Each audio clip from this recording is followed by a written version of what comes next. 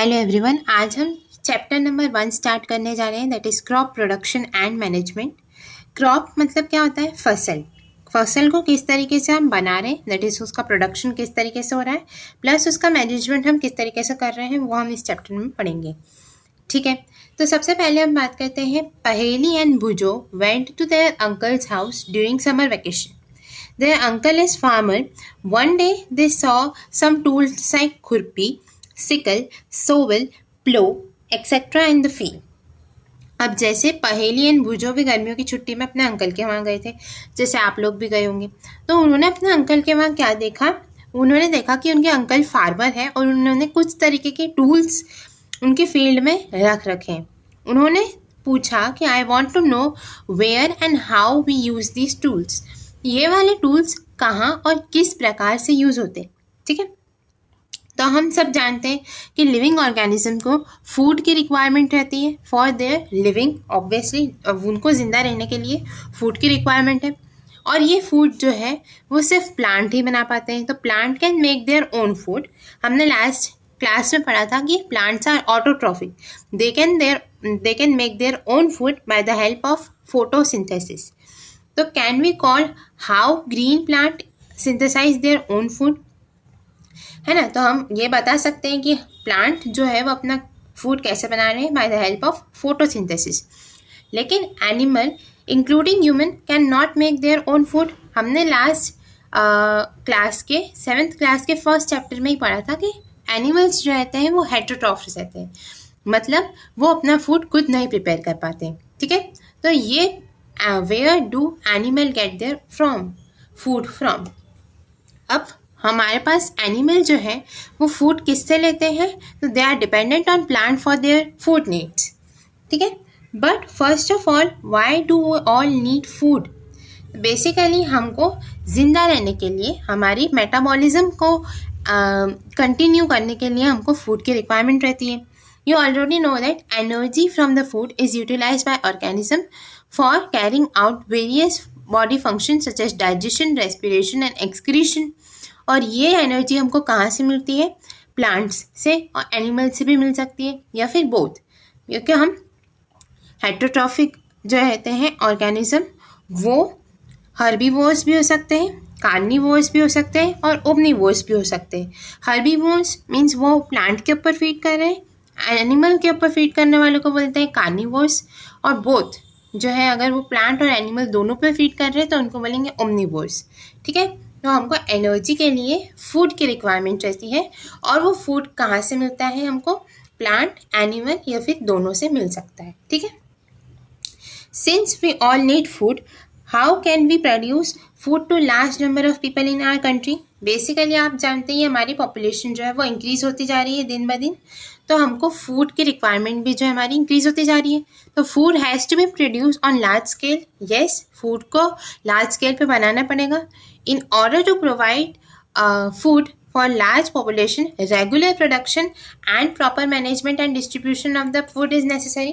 तो बेसिकली हमको अगर फूड इतनी ज़्यादा पॉपुलेशन के लिए चाहिए तो उसका एक रेगुलर प्रोडक्शन होना चाहिए, है ना, कंटिन्यू प्रोड्यूस होना चाहिए, उसका प्रॉपर मैनेजमेंट होना चाहिए और डिस्ट्रीब्यूशन भी उसका प्रॉपर होना चाहिए। ठीक है, तो इन सब चीज़ों के बारे में हम इस चैप्टर में पढ़ेंगे कि उसका प्रोडक्शन किस तरीके से होता है क्रॉप का, एंड वो मैनेज कैसे होती है। ठीक है, तो सबसे पहले हमारे पास टॉपिक आता है 1.1, दैट इज़ एग्रीकल्चरल प्रैक्टिसेस।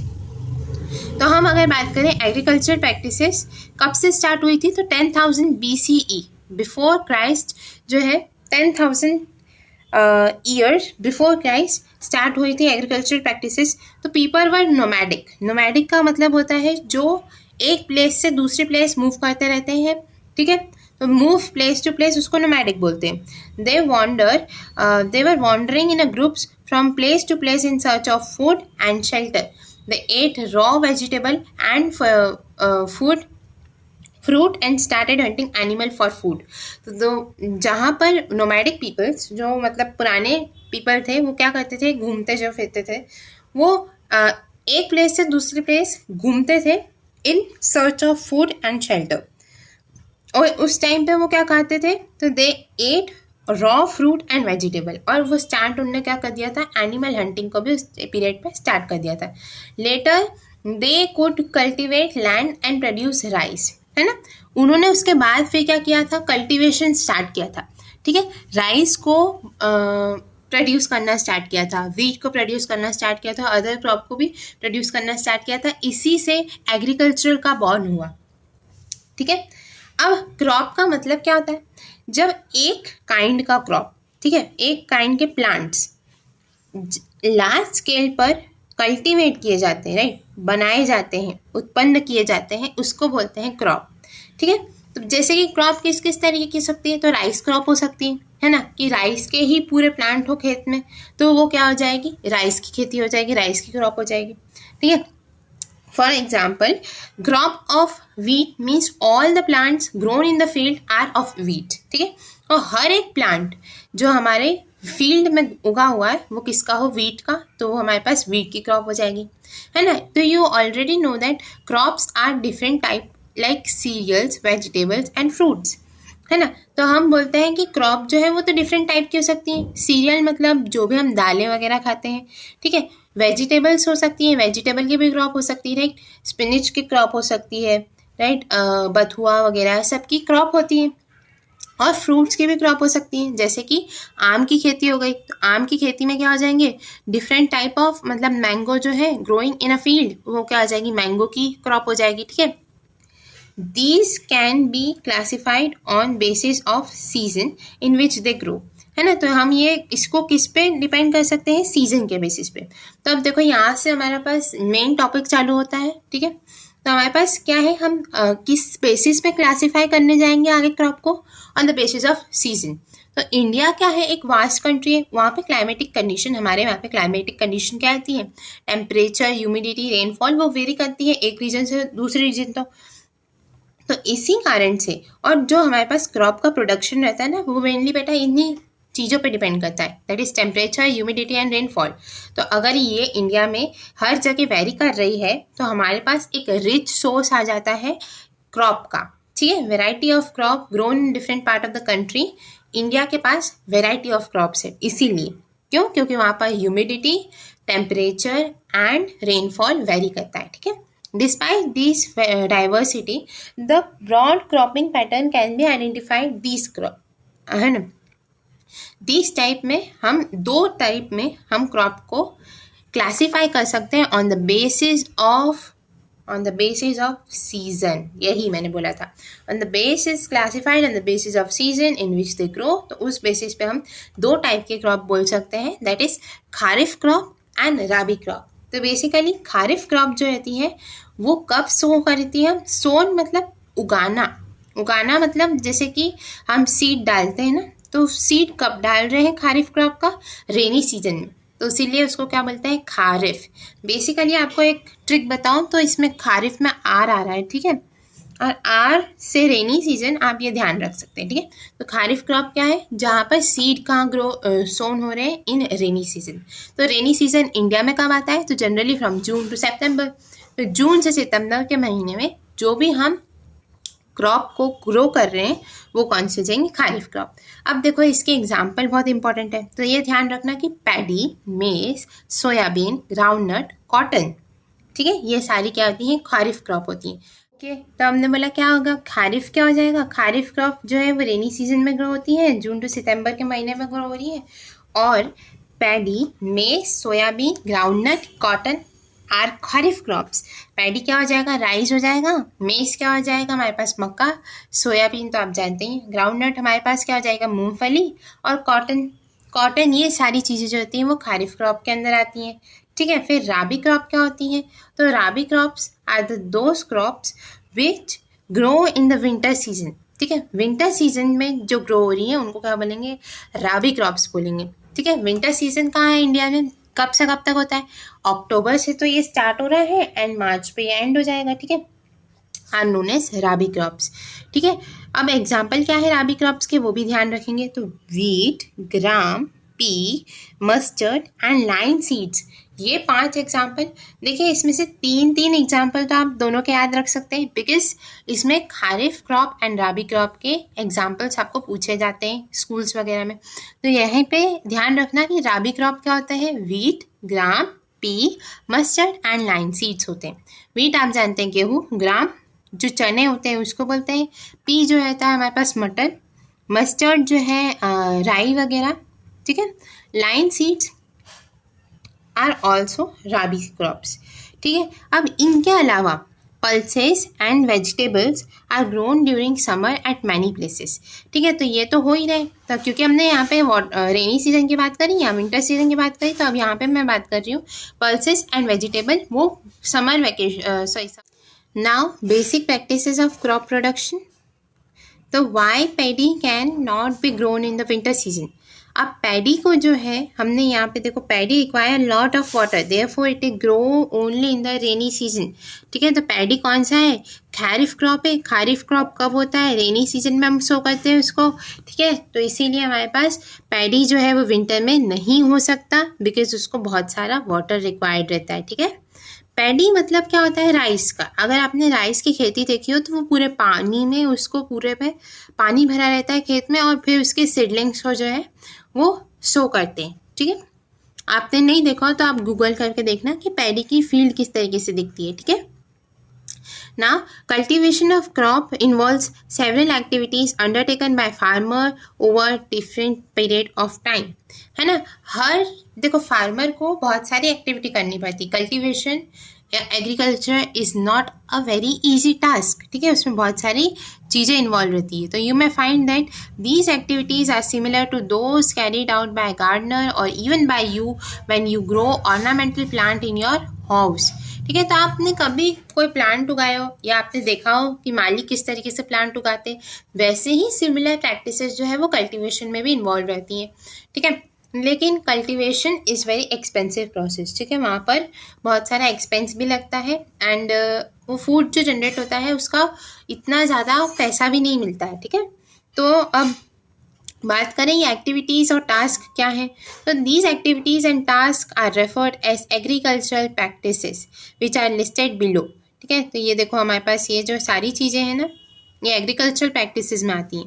कौन कौन सी सारी चीज़ें, that is preparation of soil, soil को प्रिपेयर करना, सोइंग, ठीक है। सोइंग मतलब क्या, सीड ऐड करना, ठीक है, सीड को ग्रो करना सॉइल में, ठीक है। Adding manure and fertilisers, irrigation, protection from weeds, harvesting and storage. तो ये 7 स्टेप जो है ये हमारे पास एग्रीकल्चर प्रैक्टिसेस में आती हैं। क्या आप समझते हो प्रिपरेशन ऑफ सॉइल के बारे में? प्रिपरेशन ऑफ सॉइल मतलब सॉइल की प्रिपरेशन, मतलब सॉइल की प्रिपरेशन मतलब क्या, सॉइल को प्रिपेयर करना पड़ता है, यस, है ना। ऐसे ही नहीं आप सॉइल में कहीं पे भी सीड फेंक दें तो आपका प्लांट उग जाएगा, इस तरीके से नहीं होता। पहले सॉइल को पूरा रोटेट करना पड़ता है, ठीक है, जिससे कि उसमें एक एयर स्पेस बने, ठीक है। और वहाँ स्पेस में अगर हम सीड डालेंगे तो वो सीड जो है फिर वो उगेगा, ठीक है। तो सीड उगाने के लिए हम सोइंग बोल रहे हैं, है ना। उसमें एडिंग करेंगे, हम ऐड करेंगे मैन्योर एंड फर्टिलाइजर्स को, ठीक है, जिससे कि आपकी सीड को जो है न्यूट्रिएंट मिले, ठीक है। उसका इरिगेशन होता है, इरिगेशन मतलब वाटर डालना, ठीक है ना। प्लांट में आप वाटर तो डालोगे ही ना सीड में, तभी तो आपका सीड जो है वो बर्स्ट होगा और आपका प्लांट निकलेगा, ठीक है। Protection from weeds. ना वीड्स क्या होते हैं, weeds are unnecessary plant. Basically आपने देखा होगा बहुत सारी जगह पे छोटे छोटे हरे हरे प्लांट नहीं उग जाते हैं। अब वो जो रहते हैं वो अनवांटेड प्लांट रहते हैं बेसिकली, जो हमारे क्रॉप के लिए हार्मफुल है। क्यों हार्मफुल है, क्योंकि वो उसका न्यूट्रिएंट खा लेंगे, तो इसीलिए हमको प्रोटेक्ट करने पड़ेगा वीड से, है ना। फिर हार्वेस्टिंग मतलब जो आपकी क्रॉप निकलेगी उसको आप हार्वेस्ट तो करेंगे, उसको काटेंगे तो सही फसल को, तो उसको हार्वेस्टिंग बोलेंगे, ठीक है। अब उसका हार्वेस्ट कर दिया आपने, लेकिन आपने उसको ऐसे ही छोड़ दिया खेत में, तो भाई उसका स्टोरेज वगैरह तो इम्पॉर्टेंट है ना, नहीं तो वो तो ख़राब हो जाएगी सारी। जो आपने इतनी मेहनत करी, इतनी सारी प्रोसेसेस करी, फिर आप लास्ट स्टेप भी नहीं करेंगे, स्टोरेज ही नहीं करेंगे, तो फिर आपकी पूरी क्रॉप तो ख़राब हो जाएगी, ठीक है। तो ये सारी चीज़ें, ये 7 स्टेप्स की एग्रीकल्चरल प्रैक्टिसेस जो है वो हम एक एक लाइन बाय लाइन इस चैप्टर में पढ़ने जाएंगे, ठीक है। सबसे पहले क्या है, preparation of soil. The preparation of the soil is the first step before growing a crop. एक क्रॉप को उगाने के लिए जो फर्स्ट स्टेप है वो क्या हो जाएगी, preparation of soil. One of the most important task in agriculture is to turn the soil and loosen it. ठीक है, तो मोस्ट इंपॉर्टेंट क्यों है, क्योंकि ये फर्स्ट स्टेप जो है ना, मैंने यही बोला कि ऐसे ही थोड़ी ना आप डाल देंगे कि आपका जैसे भी मतलब रूट कहीं पे हुई नहीं, राइट, सॉइल में रूट है ही नहीं, ऊपर से प्लांट पर से आपका लग गया। ठीक है, तो ये तो भाई क्रॉप किस तरीके से ग्रो होगी। ठीक है, तो मोस्ट इम्पॉर्टेंट टास्क क्या है एग्रीकल्चर का, is to loose and turn the soil, sorry. तो बेसिकली सॉइल को टर्न करना बहुत इंपॉर्टेंट है, जिससे क्या होगा कि आपकी सॉइल जो है एक बार लूज हो गई ना, तो फिर क्या हो जाएगा, आपका सीड जो है वो रूट को डीपली पेनिट्रेट कर पाएगा, जिससे कि अगर आप देखो रूट आपकी मजबूत है तो आपका प्लांट जो है वो बहुत टाइम तक टिका रहेगा। ठीक है, मतलब वो ऐसा नहीं होगा कि आंधी तूफान में आपका प्लांट गिर गया। ठीक है, क्योंकि बहुत टाइम इस तरीके से होता है। तो हमारे पास हमको क्या करना है, first and the most important step is preparation of soil. The loose soil allow the root to breathe easily even when they go deep in the soil।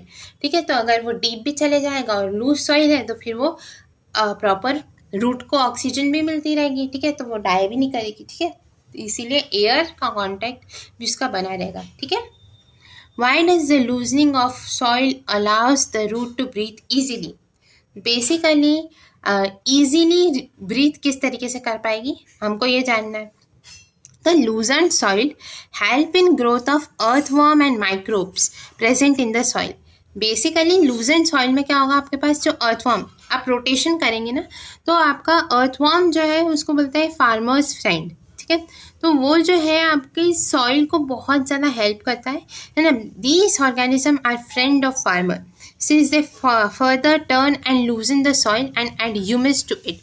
Humus क्या होता है, जो इनऑर्गेनिक सब्सटेंसेज रहते हैं, ठीक है, जो सॉइल में रिलीज करते हैं अर्थवर्म, उसको ह्यूमस बोलते हैं। ठीक है, एक डार्क कलर का एमॉर्फस सब्सटेंस होता है, उसको ह्यूमस बोलते हैं। ठीक है, तो why the soil need to be turned and loosen, हमने बताया क्यों, क्योंकि हमको डीप जो है रूट ले जानी है सॉइल में और प्रॉपर ऑक्सीजन भी प्रोवाइड करनी है। ठीक है, तो you have learn in the previous classes that soil contain minerals, water, air and some living organism in addition to dead, है ना। इसके अलावा क्या होता है, डेड प्लांट और एनिमल भी जो है ना, वो भी तो डिकम्पोज हो रहे हैं बाय सॉइल ऑर्गेनिज्म, और उनका जो न्यूट्रिएंट है डेड प्लांट एंड एनिमल का, वो भी जो है हमारे पास इन क्रॉप को ग्रो करने के लिए इंपॉर्टेंट है। The various nutrient in the dead organism are release back in the soil.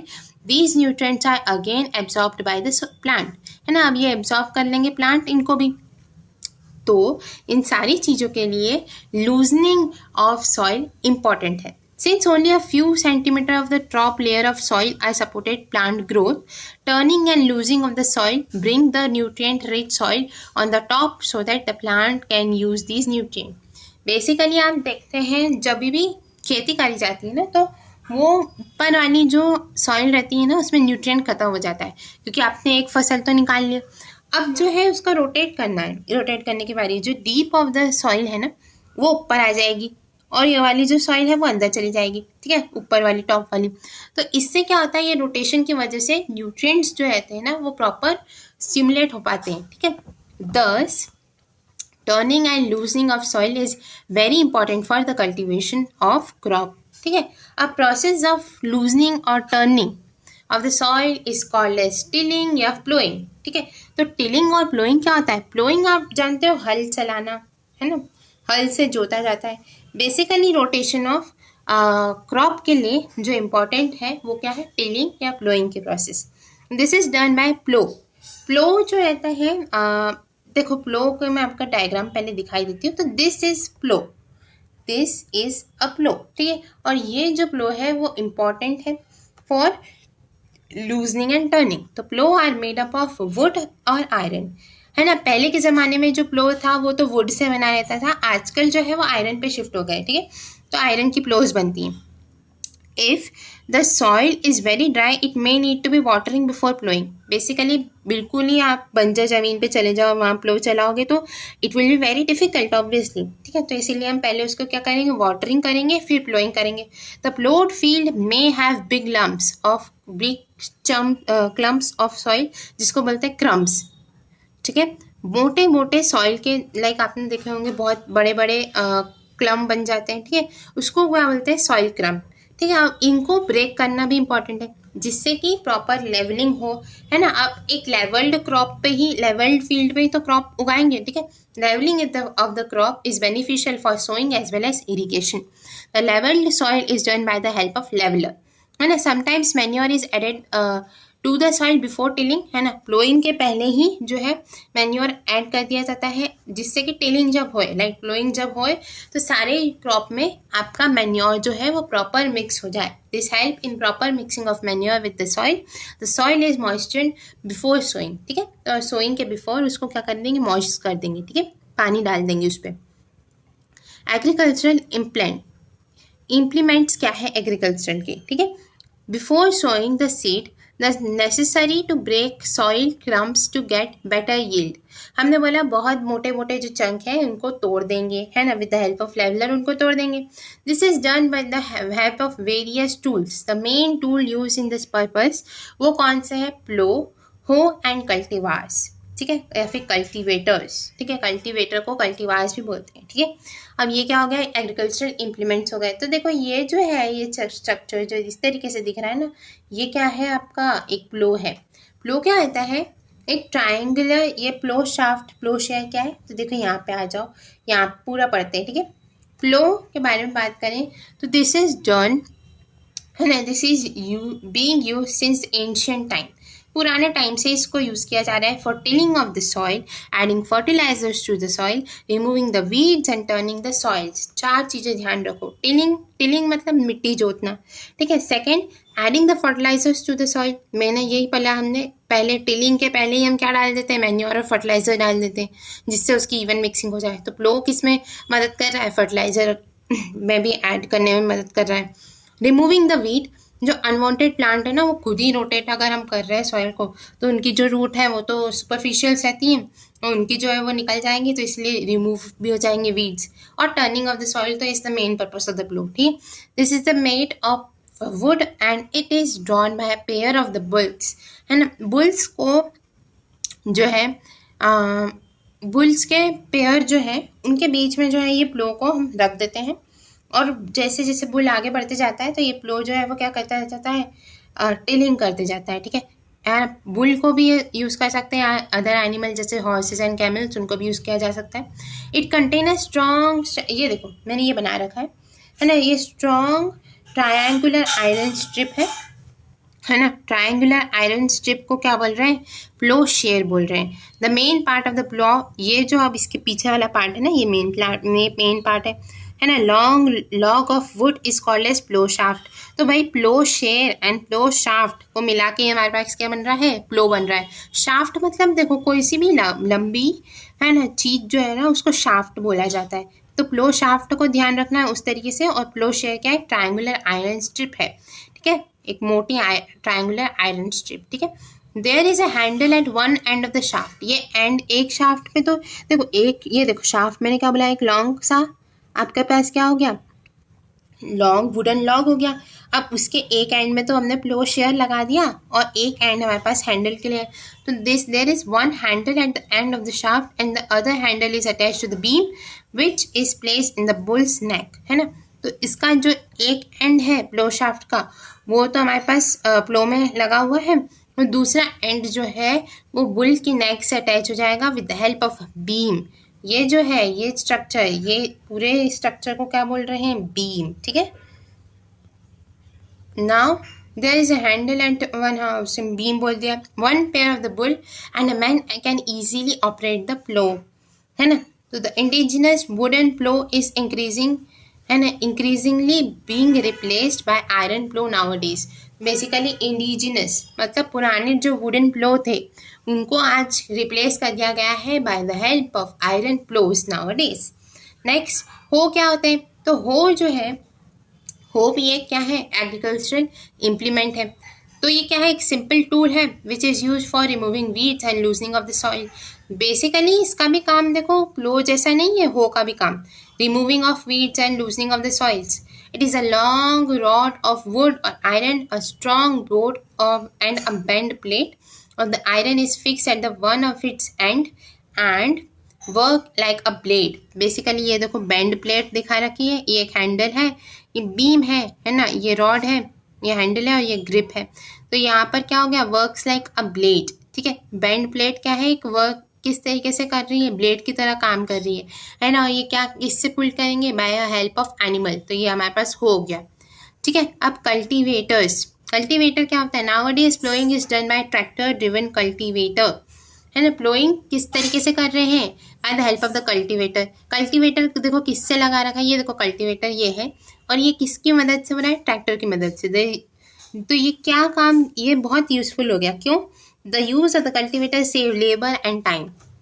Labour जैसे हम पहले बात करें तो बहुत टाइम भी लगता था, क्योंकि उसमें एक इंसान, दो बुल वगैरह लगेंगे प्लोइंग के प्रोसेस में। ठीक है, प्लो से करने के लिए। तो अब उसकी वजह हम क्या करते हैं, ये देखो कल्टिवेटर जो है वो लार्जर एरिया को भी कवर कर रहा है, और ये सेव कर रहा है टाइम को भी और लेबर को भी। ठीक है, नाउ नेक्स्ट टॉपिक की बात करते हैं, sowing, important part of crop production. Crop production का एक इम्पॉर्टेंट पार्ट क्या होगा, सोइंग। अगर हम सोई नहीं करेंगे सीड को तो भाई उगेगा क्या। तो बेसिकली सोइंग तो एक इम्पॉर्टेंट पार्ट है ही। Before sowing good qualities and clean and healthy seeds of good variety are selected. देखो अब हम कोई सा भी सीड डाल देंगे तो क्या वो उग जाएगा, ये नहीं है ना। हमको एक गुड क्वालिटी, है ना, जिसकी क्वालिटी अच्छी हो, क्लीन हो एंड हेल्दी सीड हो, उसको सिलेक्ट करना पड़ेगा। तो मैंने देखो 3 पॉइंट लिख रखे हैं, है ना। Good quality, clean, healthy seed of a good variety are selected. ठीक है, farmer prefer to use seed which have high yields. देखो हाई यील्ड मतलब जो क्रॉप अच्छी क्वांटिटी में प्रोड्यूस करेंगे हम, वही सीड्स जो है फार्मर वही सीड प्रेफर करेगा। ठीक है, अब सिलेक्शन किस तरीके से करते हैं, तो देखो पहली बोल रही है, one day I saw my mother put some gram seed in a vessel and pour some water on them. After a few minutes, some seeds started to float on top. I wonder why some seed float on the top of water. Basically, पहेली के बोलने का मतलब है कि उसने कुछ seed देखे, ठीक है, जो फ्लोट कर रहे हैं। अब वो फ्लोट क्यों कर रहे हैं, बेसिकली मैंने यहाँ लिख रखा है, bad seeds float on water. Bad seed मतलब जो हमारे पास पुअर क्वालिटी ऑफ सीड रहते हैं वो फ्लोट करते हैं जनरली ऑन द वाटर। ठीक है, देखो यहाँ पे आगे देखते हैं, are these seeds which float on the water, would those be lighter or heavier than those which sink? Obviously वो lighter होंगे तभी तो वो float कर रहे हैं। Why would they be lighter? अब damaged seed become hollow and are thus lighter and therefore they float on the water. ठीक है, तो डैमेज सीड जो रहते हैं वो हॉलो हो जाते हैं, जिससे वो लाइटर हो गए और इसीलिए वो क्या करेंगे, फ्लोट करेंगे। ठीक है, this is a good method for separating good healthy seed from damaged one. Before sowing one of the important task is to know about the tool use for sowing seeds. ना अब इसमें भी tools तो important हैं, तो अब traditional tools क्या होते हैं, These tools were traditionally used for sowing seed is shaped like funnel। देखो इस तरीके से होता था पहले के ज़माने में सीड सो करते थे, तो इस तरीके से एक लॉन्ग फनल जो है वो यूज़ करा जाता था। The seeds are filled in this funnel and passed down through the 2 or 3 pipes having sharp end, है ना। sharp end से जो है वो क्या हो जाएंगे, पास थ्रू कर जाएंगे और सॉइल में चले जाएंगे। These end pierces into soil and place seeds there। ठीक है, तो ये क्या हो गया, ट्रेडिशनल मेथड हो गया फॉर सीड सोइंग। ठीक है, अब नाउअडेज ये जो है सीड ड्रिल ने रिप्लेस कर दिया है। ठीक है, देखो अब ये सीड ड्रिल क्या है, nowadays the seed drill is use for sowing with the help of tractors. अब इसको भी ट्रैक्टर यूज कर, है ना, जैसे हम प्लोइंग के लिए ट्रैक्टर यूज कर रहे हैं, वैसे ही ट्रैक्टर के पीछे इसको अटैच कर दो सीड ड्रिल को, तो ये भी सीड भी डालते जाएगा। ठीक है, this show the seed uniformly eight equal distance and depth. ठीक है, अब ये सीड ड्रिल क्यों हेल्प कर रहा है हमको, सबसे पहले क्योंकि ये uniform distance and depth maintain करेगा। ठीक है, it ensures the seeds to get covered by the soil after sowing. This process protect the seed from eaten by birds. Sowing by using a seed drill save time and labour. तो ये सारी चीज़ें जो है वो important है, ये advantage है सीड ड्रिल के। दैट्स वाई आजकल सीड ड्रिल्स को जो है इम्पोर्टेंस दी जाती है। ठीक है, देयर नर्सरी नियर माई, भुजो बोल रहा है। ठीक है, तो वो क्या बोल रहा है कि there is nursery near my school. I found that little plants were kept in small bags. Why they are kept like this? तो पहली क्या बोल रही है, seeds of few plants such as paddy first grown in the nursery when they grow into seedlings. seedlings क्या होता है, देखो seeds के ऊपर से जब plumule और radical निकल जाते हैं, ठीक है, तो इस तरीके से देखो seedling बन जाता है।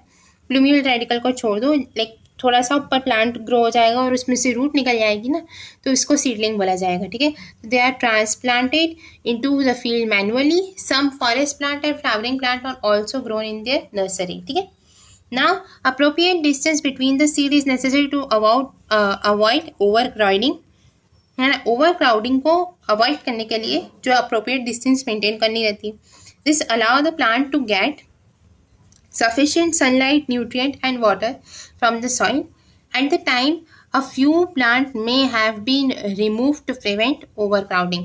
तो हम कुछ टाइम तो रिमूव भी कर देते हैं कुछ प्लांट को फॉर अवॉइडिंग द ओवरक्राउडिंग। ठीक है, नाउ अब नेक्स्ट जो टॉपिक है एडिंग मैन्योर एंड फर्टिलाइजर, वो हम कल के लेक्चर में देखेंगे और कल हम ये पूरा चैप्टर जो है वो फिनिश कर देंगे शायद से, नहीं तो दो लेक्चर और आएंगे। ठीक है, तो आपको अगर ये वीडियो अच्छा लगा हो तो आप इसको लाइक करें एंड शेयर भी करें।